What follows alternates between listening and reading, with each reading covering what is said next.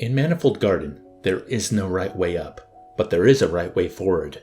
It's a puzzle game, and from my understanding, the puzzles have singular solutions, but the core mechanic of the game is changing which surface of the world is down.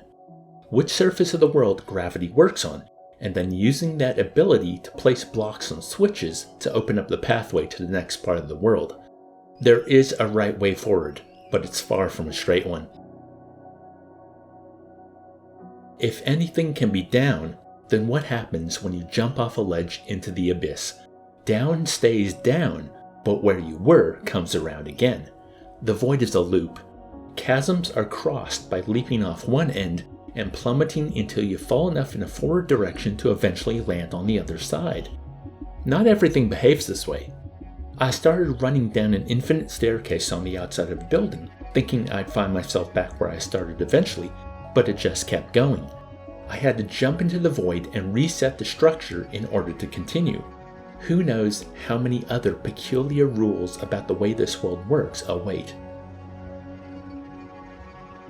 Don't you hate it when you're stuck on a puzzle game, but because the puzzle is a locked room, you know the solution is there, but you start beating yourself up because you can't see it, and then when you do finally work it out, you feel stupid? Yeah, that was one of the later rooms I found myself stuck in during my time with Manifold Garden.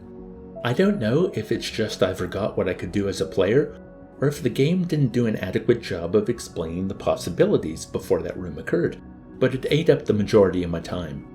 I'm leaning towards a personal defect rather than the game not pacing itself well, because everything else flowed without difficulty. I feel like when solving a puzzle, a player should feel smart for solving it, rather than feeling stupid for realizing that the solution was right in front of them the whole time, and they just didn't see it. So, would I recommend Manifold Garden? Yes. I love the architecture of the world, its line art and sparse color, and how nothing about the layout makes sense from afar, but still works while I was exploring it. I'm eager to get back to the game to see what comes next.